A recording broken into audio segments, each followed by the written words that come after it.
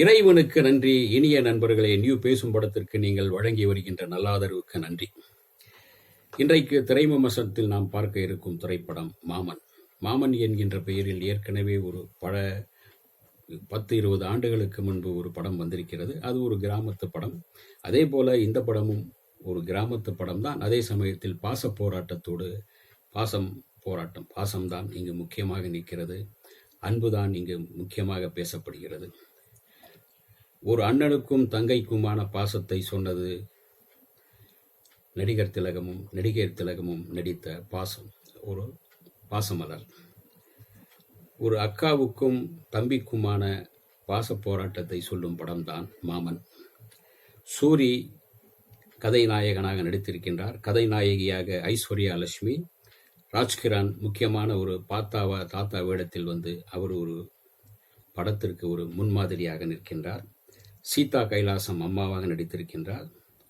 சுவாசிகா இவர்தான் அக்காவுக்கு ஏற்ற ஒரு பேசப்படுகின்ற ஒரு பெண்ணாக, பேசப்படுகின்ற ஒரு கதாபாத்திரமாக படம் முழுக்க வந்து நம்மை கலங்கவும் வைக்கிறார், கோபம் கொள்ளவும் வைக்கிறார், ரசிக்கவும் வைக்கின்றார்.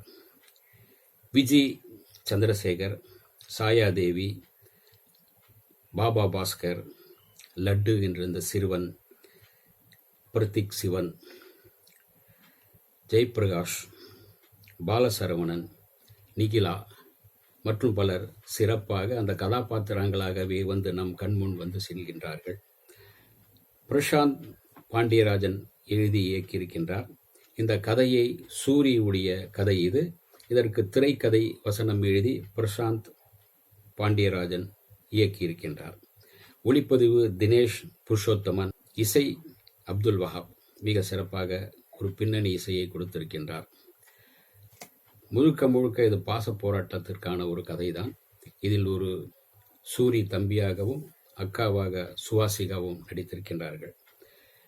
அதாவது ஒரு தன் அக்காவுக்கு திருமணமாகி 10 ஆண்டுகள் வரை குழந்தையே இல்லாத அந்த சூழ்நிலையில் அக்காவுக்கு குழந்தை பிறப்பதற்கான ஒரு சூழ்நிலை உருவாகிறது. அதுவும் மருத்துவமனைக்கு சென்று பார்க்கும்போது இல்லை, அது போன்ற அசைவு எதுவுமே இல்லை என்று சொல்ல மறுபடியும் உடைந்து போய் அக்கா அழுவ, தம்பியும் அழ, குடும்பமே அழுகிறது. மறுபடியும் அதை இல்லை, இன்னும் கொஞ்சம் சரியாக சோதிக்கலாம், இருங்கள், கொஞ்சம் நேரம் கழித்து பார்க்கலாம் என்று நிறைய தண்ணி குடியுங்கள், தண்ணி குடிக்க வைத்து மீண்டும் டாக்டர் ஐஸ்வர்யா லட்சுமி சோதிக்க, நீங்கள் அம்மா ஆகிவிட்டீர்கள் என்று சொல்கிறார்.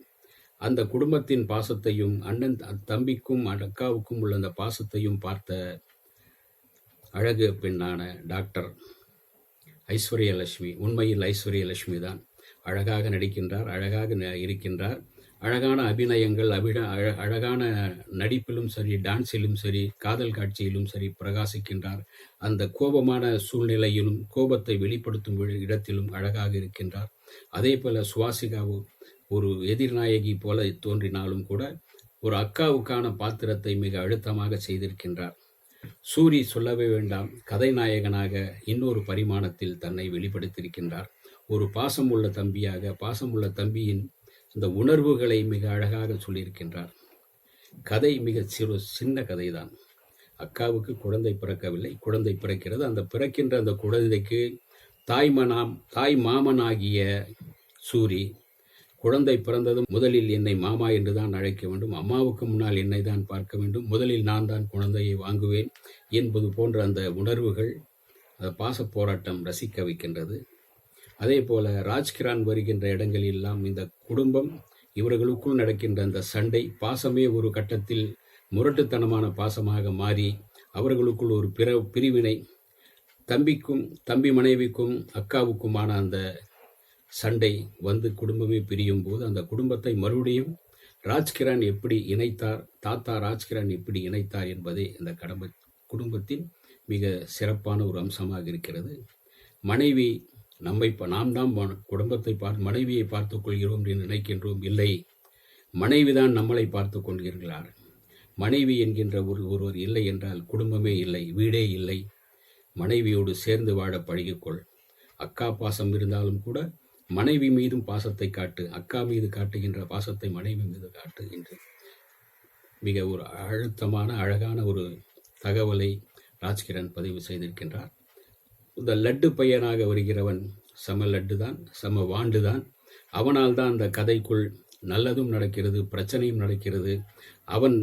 அவன்தான் இந்த கதையின் கதாபாத்திரம், முக்கியமான கதாபாத்திரமாக வந்து போகிறான்.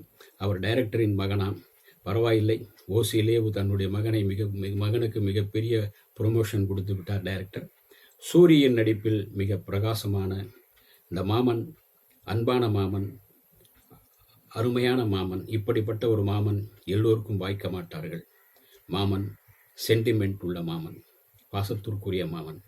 பார்க்கலாம், ரசிக்கலாம், கொண்டாடலாம். இந்த வீடியோ உங்களுக்கு பிடிச்சிருந்தா லைக் பண்ணுங்க, ஷேர் பண்ணுங்க, கமெண்ட் பண்ணுங்க, சப்ஸ்கிரைப் பண்ணுங்க, மறக்காம பெல் ஐகானை கிளிக் பண்ணுங்க.